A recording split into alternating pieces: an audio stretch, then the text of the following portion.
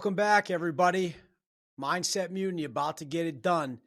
So click subscribe, please. I know I've told you before, if you don't click that fucking subscribe button, I'm going to find you.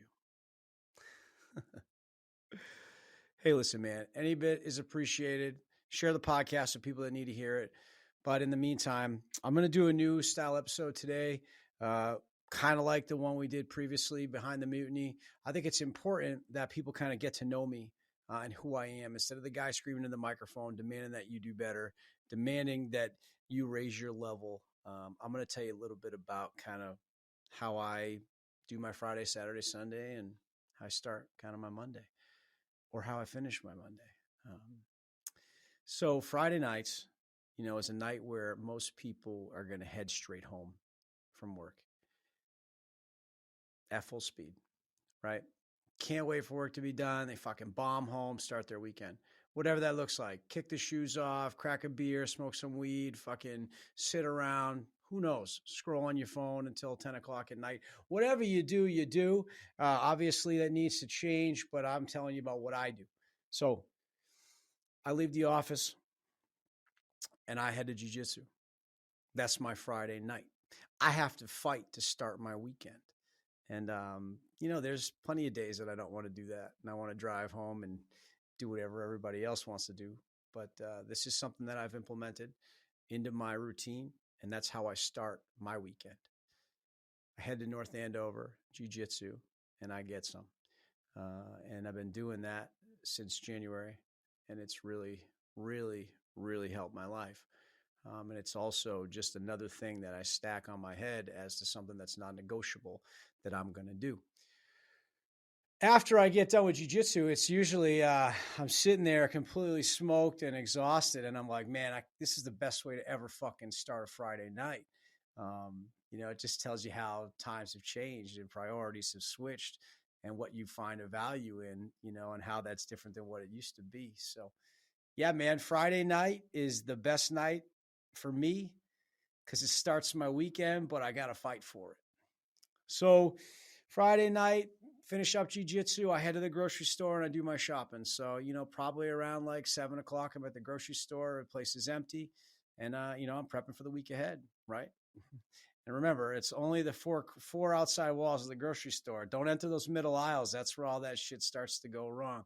So I do my shop and I head home. I greet my wife and we hang out a little bit and then I get to bed. So Saturday morning is key for me. I wake up, somewhat early. I like to kind of wake up without an alarm clock on Saturdays. I think it's important for the body to get all the sleep that it needs. So I wake up naturally on Saturdays, which is, I think, typically usually around, 8:30, 9 o'clock. But whenever you want to wake up is fine with you. I like to naturally sleep without an alarm on that day. That's the only real day. So when I wake up, kind of just go get my water, drink about 32 ounces of water when I wake up with electrolytes. I use BPN electrolytes, which if anybody's looking for a good electrolyte, I tend to like that one. I've switched up some over the years, and that one kind of really sticks. And again, who doesn't like Nick Bear? So I want to support that brand. So that's a choice that I make there. Get my electrolytes in, get some clothes on, throw my shoes on, and I head out the door. Now, Saturday is a day where I like to try to rest. All right. Try not to do any real exercise on Saturday. Try not to do any real mental work on Saturday. It's a day that I really used to recover. And it used to not always be that way. I used to just wake up and continue to punish myself. But, there is a little recovery involved in jiu-jitsu. So I tend to find that Saturdays really help me out because I am going to be, hitting jiu-jitsu again on Monday. So I need this little kind of break to help the body recover. So anyway, head out the door and I take like a 10-minute ride up the street to this little place called Little Wolf. It's a great coffee shop in Ipswich, Massachusetts. And I get myself a cortado to go. All right. Because I got to get somewhere after this. Love to sit around and drink the coffee in the coffee shop. And I do that once in a while with my wife if we have some time, which is really, really enjoyable. But I was away from coffee for got to be 4 or 5 years. And it helped me because I was having some real problems with anxiety and the high level of caffeine. At the time I was drinking a cold brew with an espresso shot, which I'll probably never go back to that level of caffeine, but I missed it, right? So I've really missed caffeine over the years. I've missed coffee more importantly, and that's the only caffeine that I really consume or did consume right at that time. And my wife and I have always kind of traveled over the years to different places, and like we would enjoy finding different coffee and really kind of pursuing that. And when I talk about coffee, it's got to be like almost like a designer coffee brand, right? I'm not talking fucking Dunkin' Donuts, Starbucks. I'm not drinking that trash. It's got to be pretty much roasted on site. It's got to be a certain vibe. So Little Wolf you can Google it. Super cool place. If you're ever in the area, I recommend you hit it up. So stop in a Little Wolf, have a couple quick conversations with some of the people that I've gotten to know there over the small amount of time I've been going. And then the fun part comes. I drive just a little ways up the street to a little farm that I've been going to since 2020. And if you know a little bit about my journey, 2019 was a real hard spot for me mentally. Ran into some real issues. And, shortly after that is when I kind of found this farm. And it started with just petting and feeding the two donkeys there. That was in 2020. And, here we are in 2025, and I still know those guys and I still feed them. So, not to get too far ahead, but you pull into this little farm. There's a real small little parking area, and it's all kind of dirt and kind of ground up bark mulch. And there's like this little tiny farm store. I don't know, like the typical size of any room. And it's well decorated. It's really pretty. It's always seasonal, and it's just kind of nestled right on this little farm. So I typically roll in there. I'll head into the store first. And like, as you're walking up to the store, there's, the ducks are all walking around. Sometimes there's this crew of 3 geese, and not your traditional like Canadian geese. It's like a real, like, this one big white goose. And if you follow me on Instagram, I always post these guys because they're complete fucking troublemakers. So sometimes they're out in the parking lot and they come charging at me, and it's just the white one that likes to hiss at me. And I'll stand my ground and smile at him, and he'll kind of walk up to me and start pecking at my shoes. And he's got 2 little lackeys, these other gray geese that kind of follow him around, and they kind of talk some shit as well. Love those guys. I tell you, if I was a little kid and this goose was coming at me, I'd probably shit my pants. But now, hey, what's a goose going to do, right? I might have to put in a chokehold or something, but so I love it. So I show up there, the animals are all free roaming around the place. And there's actually kind of a funny story about those 3 geese, sorry. So it's right near this place called the Clam Box, right? And if anybody knows Ipswich, they're famous for their clams. So there's this place right close to the farm that serves fried clams, and it's actually across the road on a busy street. And these 3 particular geese will walk over, they'll cross the street, and they'll go hang out at the Clam Box for a better part of the day. So the owner was telling me this story, how he'll get a phone call from the lady who owns the place, and she'll be like, "Hey, listen, thanks for sending your geese over. I sell the most French fries and onion rings on days that they come over." And I was just laughing, when he's telling me the story, because these 3 geese have such personality, and they're such fucking troublemakers. And I could just picture them crossing this main road, almost causing an accident so that they can get over there, get their French fries and onion rings, and then, come back across the street to the farm. So I just think it's absolutely hilarious. And every time I see them, I think about that. And most of the time when I show up, they're out free roaming, but there's been a couple times where the weather's been pretty bad. And, I still show up anyway, right? It's raining over there. I'm still going. There's days I don't want to go, and I still go too, because there is some value here, and I'll explain why. But yeah, well, I remember one day they were kind of locked up in their little house, and they were so fucking pissed off. They saw me, and I know they love giving me a good hiss and chasing after me. So, so I got a good little chuckle. I waved to them through the glass enclosure that they had there, and then I went about the rest of my visit. So anyway, you walk up to this farm store, and you enter, and it's cool in there, man. There's all sorts of stuff hanging from the ceiling. It's the shelves are all kind of like wooden boxes that have been built over the years. And a lot of the products there have been kind of like brought in based on what the local customers are looking for. And everything is also, there's a lot of vegetables and things and honey and stuff that's grown right there. And the honey is obviously harvested right there. So I'll kind of walk through, and if I need anything for myself, that's where I'll kind of do some of my shopping. So they've got, farm fresh eggs there. They've got some knotweed honey, which is all from right on the farm. And you can see the beehives and they're swarming with bees, which is really cool. So I'll get my honeycomb. I started doing honeycomb as well, which is really, really good. I kind of enjoy that texture. So I've been implementing some honeycomb. So I get my eggs, my honey, the honeycomb. If there's some pickled beets there, so there's an Amish family that makes all sorts of pickled products that are there. So I'll get that, and then depending if they have some apple cider vinegar there, there's a really good one, super super smooth, much better than what's in the store, and I'll grab that at times. And then if I'm lucky enough, when I'm walking around, I'll come across Seamus, which is the like kind of the bunny that they have. It's like a big bunny with big floppy ears. He kind of hangs out inside the store, and sometimes when I'm in there, it wouldn't be odd for me to be walking around, shopping there, and all of a sudden, like the black rooster come walking through. So there's this big black rooster there, just kind of comes walking through the farm store, just doing its thing, and then kind of walks out, like depending on who opens the door or whatnot. So I thought that's kind of cool. It's like a really good vibe. I post about it all the time because it makes me really, really happy. And that's part of the reason why I go there. So I'll do all my own shopping there as much as I can get. I'll get there. They have some cool stuff. There's some cool mushrooms and some really cool like goose eggs and things of that nature, which I'll also grab, which is a little bit of a change of pace. Um, and then it's all seasonal stuff. So like in the summertime, they'll have corn or whatnot. And that all kind of depends. It's a rotating selection of like kind of produce.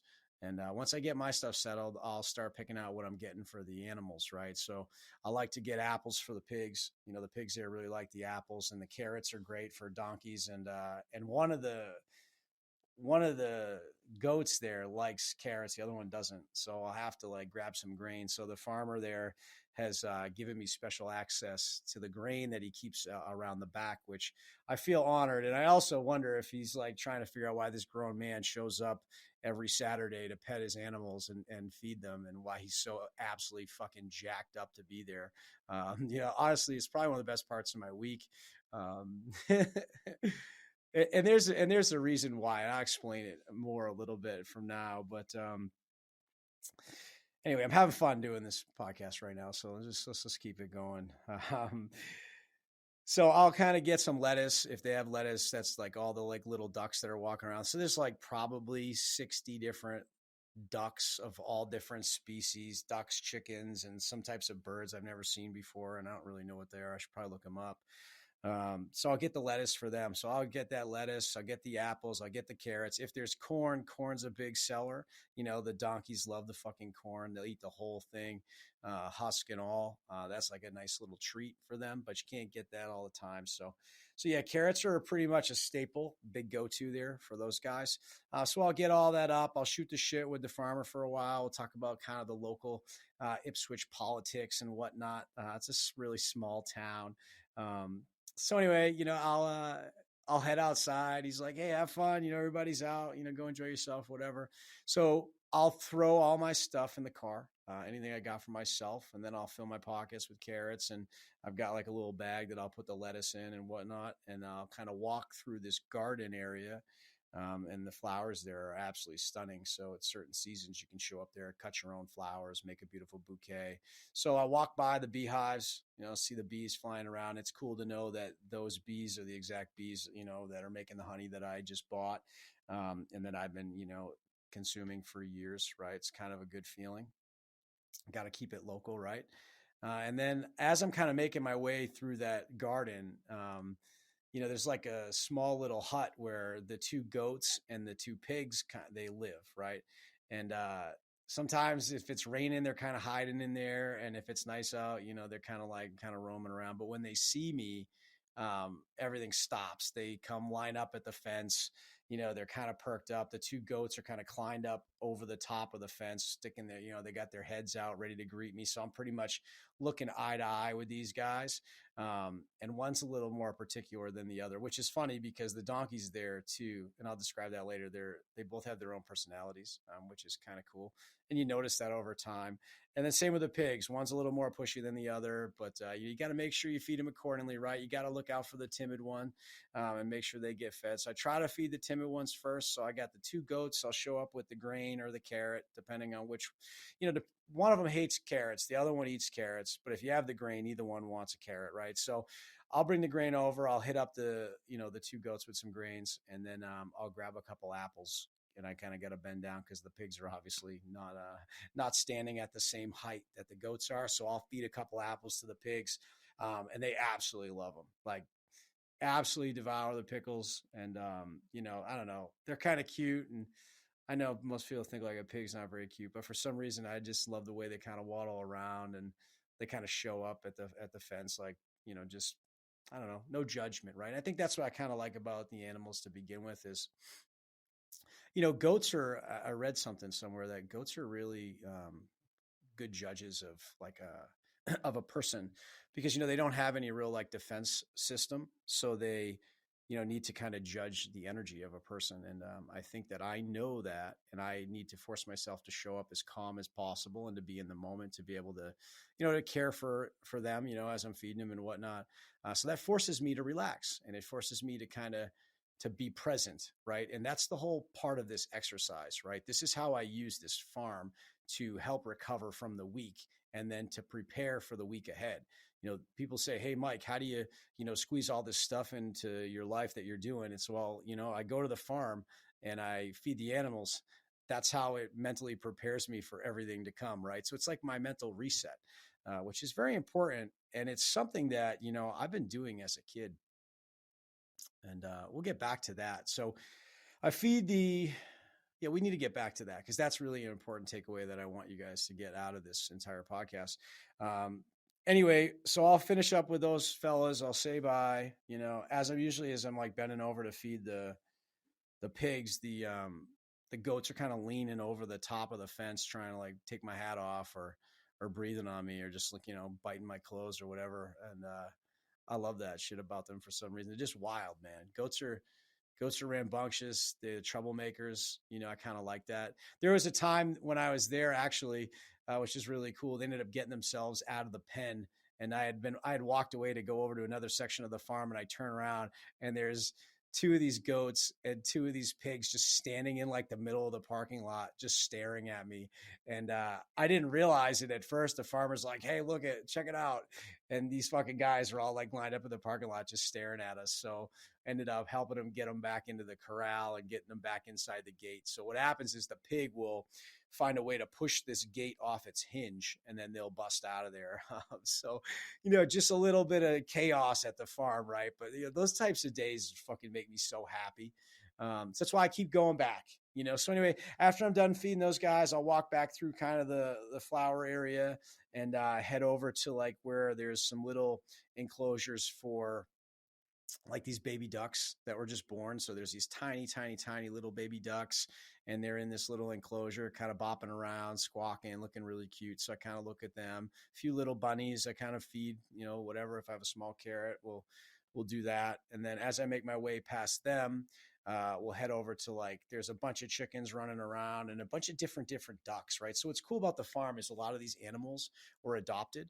So, they are enjoying an amazing life there because they didn't have one to begin with, right? So there's a lot of variety and there's some one-offs and things like that. So some ducks I've never seen before, but they're all super friendly and they all like, if I have some lettuce there, I'll end up like looking down and there'll be, 20 ducks at my feet and I'm feeding them and the chickens will kind of come rushing in and kind of grab the scraps. But I kind of feel like the lady from Home Alone who used to feed the pigeons, like just standing there with all these ducks around me. So anyway, it really, really makes me happy. And just talking about it now makes me happy. So I hope that, that there's something in your life that does this for you too. And I know it's kind of funny, like I said a little bit earlier, that, there's this grown man, 38 years old, whose best part of his week is going to the farm to feed animals. But, I have a dream that I will move to Vermont at some point and have a property where I can have all these little animals running around, and that will be, a real happy place for me. And yeah, so that's just something I'm looking forward to. So anyway, I go to this farm, and after I'm done with all the chickens and the ducks, I make it over to the donkeys. The guys that have been there for me since 2020, all right, which I think is really cool to mention. Before I even come around the corner, I can hear them. Like they kind of know it's me for some reason. And again, it's not odd, right? Because animals have a certain sense and maybe they can tell how I walk or they can feel a certain energy when I'm, as I'm moving near them.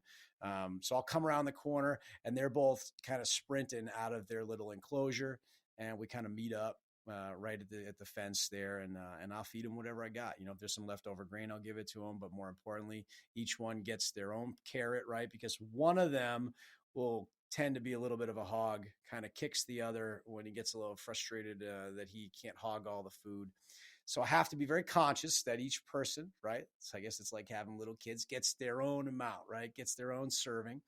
And then obviously I hang out over there for a little while. And sometimes the ducks will be kind of chilling around me, picking up whatever's fallen.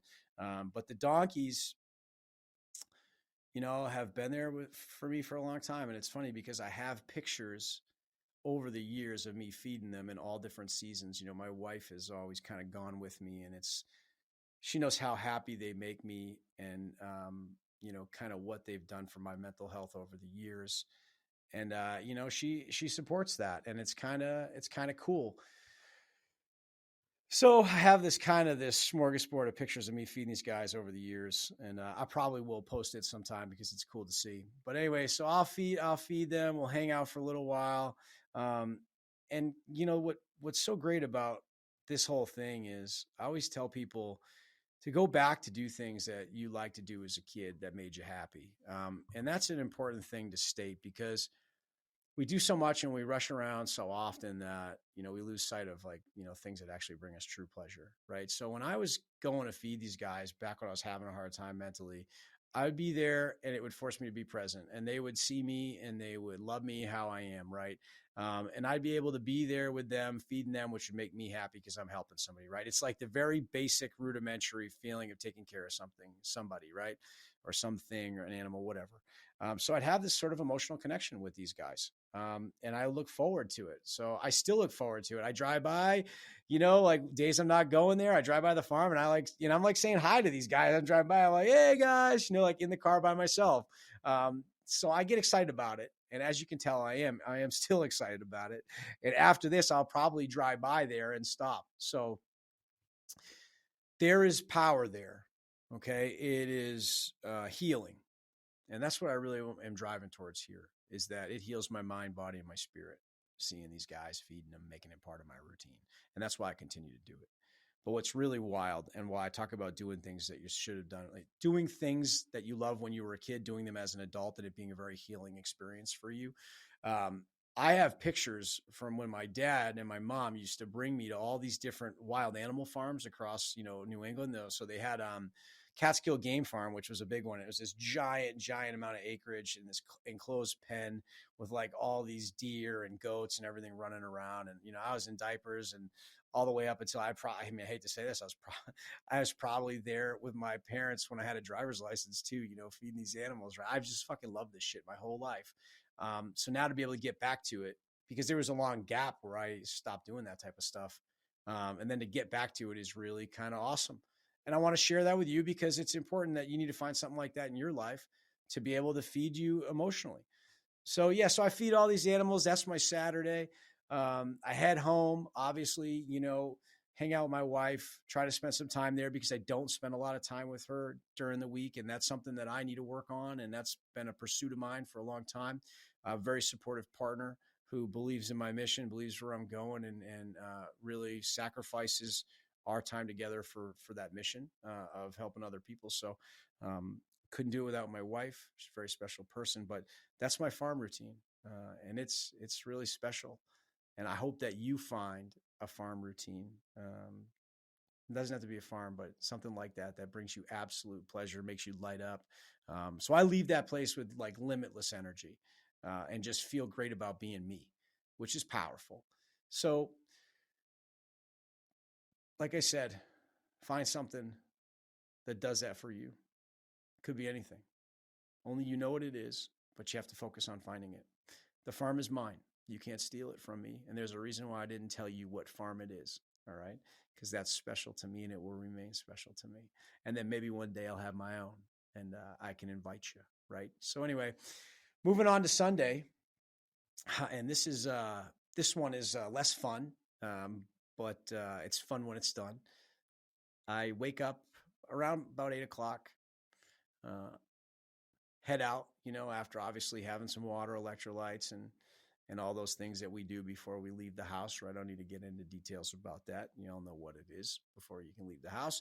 So I get my running gear on, get my shoes on, and I head out the door. And let me tell you, some days it's harder to put the shoes on than other days. I'll tell you that much. Some days you just hope that you hope that once you start running, it gets a little bit easier. But to anybody out there, the trick is to put your fucking shoes on. All right. That's it. That's the trick. Put your shoes on and get out the fucking door. Shut the mind off. Don't think, just do. Right. We all have that doubt. I'd love to lay in bed. It's warm, cozy, especially on the days that are cold out. My wife's there. Everything I need is right there. But again, like I told you, you got to choose stuff that's uncomfortable. So I go out for a run. But I go out for a run at a very specific place. It happens to be another farm. There's 100 acres where I run. So I head over there, I park my car, do a quick little stretch, and then I head out. And what's cool about this farm run is you could run 20 miles out there if you wanted. I typically do 5 to 6. But it's all different terrain, which is really cool. So sometimes you're running through the plains, sometimes you're running through the woods.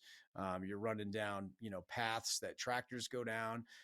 You're running through cow pasture. You're running up through trails that are kind of overgrown with grass, and it's really kind of uncertain footing.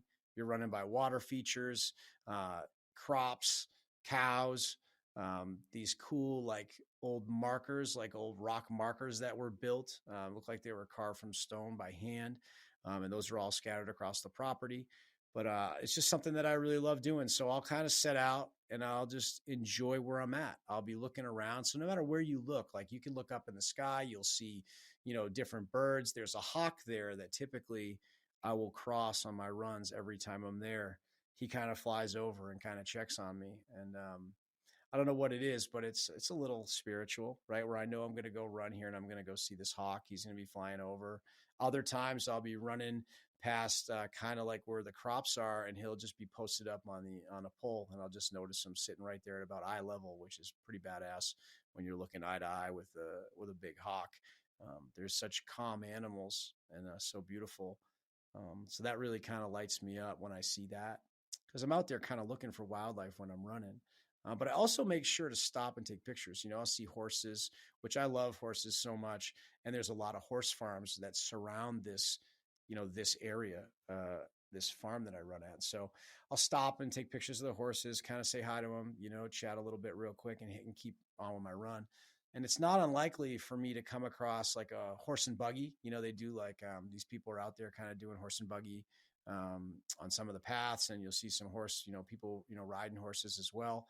I kind of stop, obviously, and let them go by, just say hi and kind of have a little small talk and then continue with my run.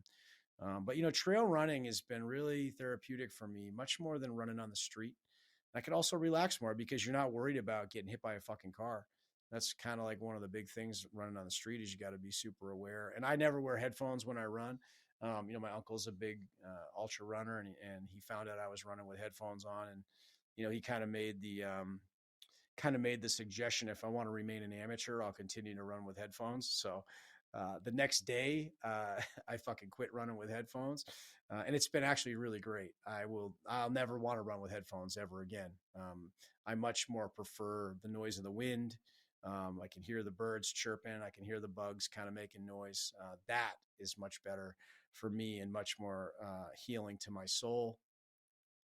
So yeah, I'll just run all over creation. I'll bring a couple calories with me, a couple go gels, some BPN go gels, which I'll consume when I'm running. If I'm doing 5 miles, I'll probably have a couple hundred calories just to keep me feeling good, but I'll be running fasted, right? So I don't really eat breakfast in the morning before I head out. Sometimes I'll have a banana. Maybe sometimes I won't, depending on how my stomach feels when I wake up, don't need to be eating a full meal before I go out for, for a slugfest. But my favorite times there are inclement weather, so I've run there in the middle of a blizzard. I've run there when the sun is unbearable. I've run there when it's raining and cold and dreary. And personally, I prefer to run when it's dreary and rainy, um, because there's less people that you'll ever come across, right? And you're also out there when nobody else is. And I think that's empowering for me. I think that's how I find a lot of my peace too, is when I'm out somewhere and there's nobody else out there, but I am. That lets me know I'm in the right place, right? If you're somewhere where there's a million people, you're in the wrong place. And that's kind of how I look at it. So I'm out there running in the quiet of the morning before, the sun's in full, right? And, just kind of healing, um, putting up a great effort, of course, but spiritually healing. And the reason I say that is, as a kid, again, and this comes up again, as a kid, right? And I need you to pay attention to that. As a kid, my parents raised us in the woods. Every weekend we'd go up to the White Mountains and we would camp.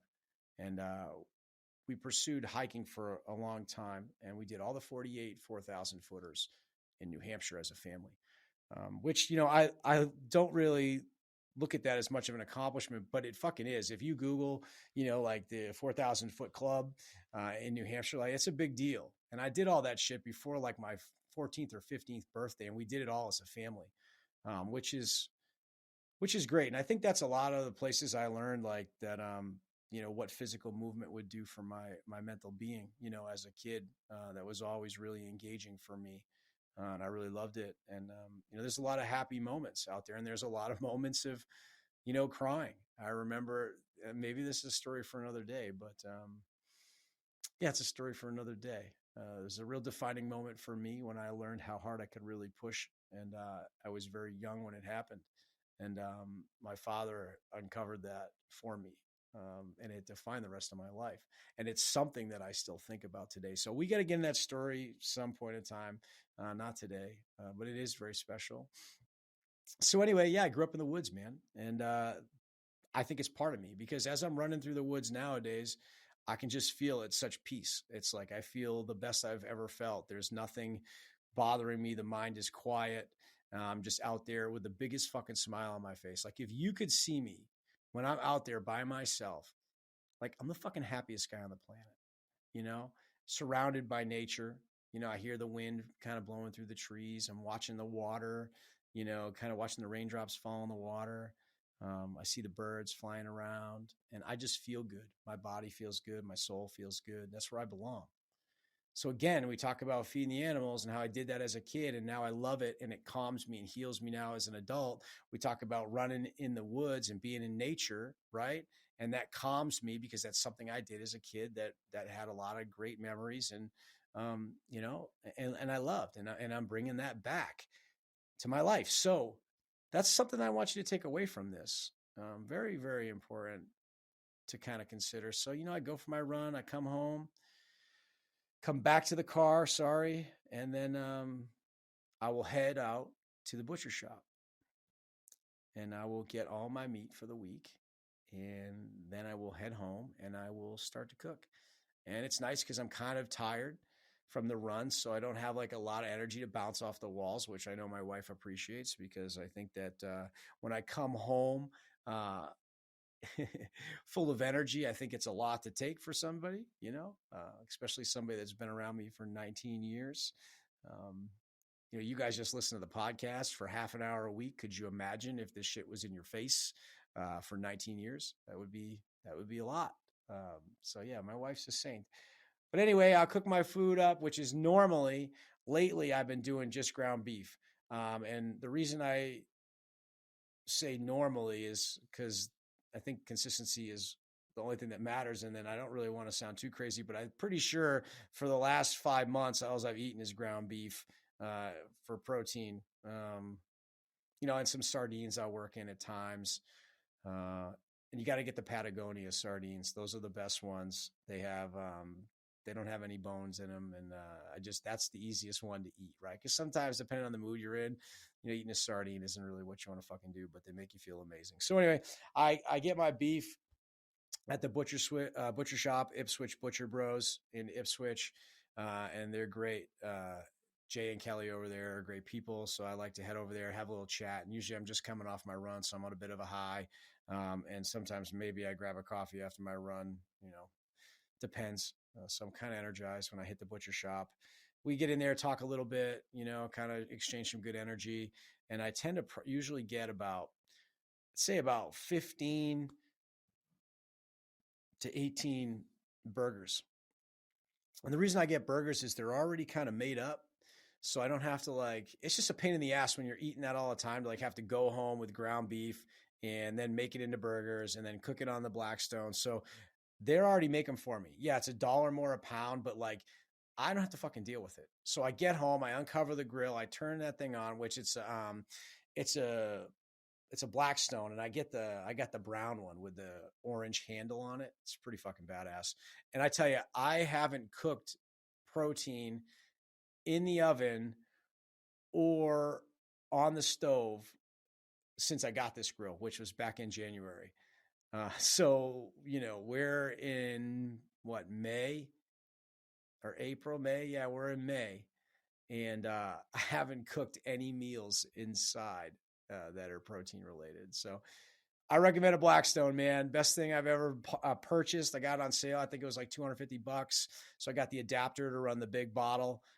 Absolutely dope grill. Probably one of the best things I've ever spent money on. So anyway, I'll go out there and I'll usually throw a red onion on the grill too. For some reason, I've been enjoying eating some onions. It's good for testosterone support. If you do a little research there, I've only been really eating a list of foods that optimize testosterone. As I'm getting older, I want to make sure that those numbers are there because I'm doing a lot of physical activity.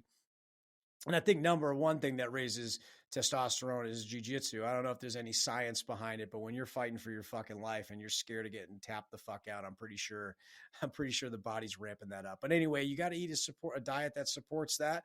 So I'm doing my best to do that. So anyway, I'll cook all that up, and I like to throw some blue cheese. I go to this real nice spot called Vin Fromage over in Wenham, and pick out some artisan blue cheese. The guy over there, we've gotten to know each other.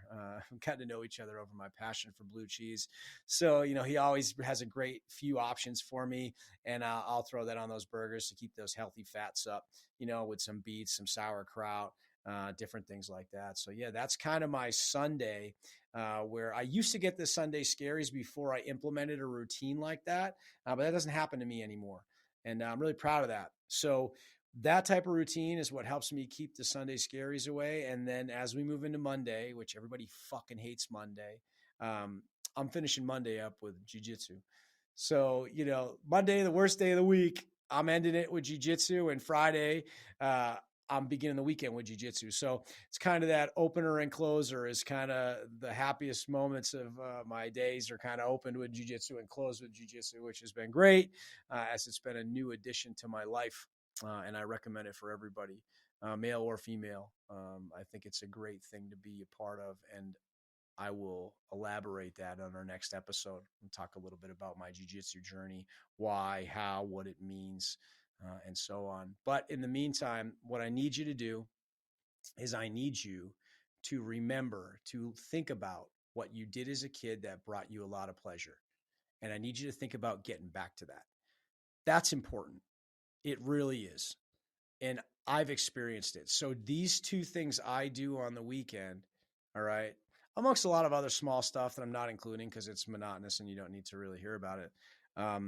That's really helped me maintain momentum. That's really helped me be able to stack the weight, all right, on me because I know I can handle it and I know I won't break. This is how I find calm in the storm. So find your calm in the storm, and I think you'll be able to do wonders with your life.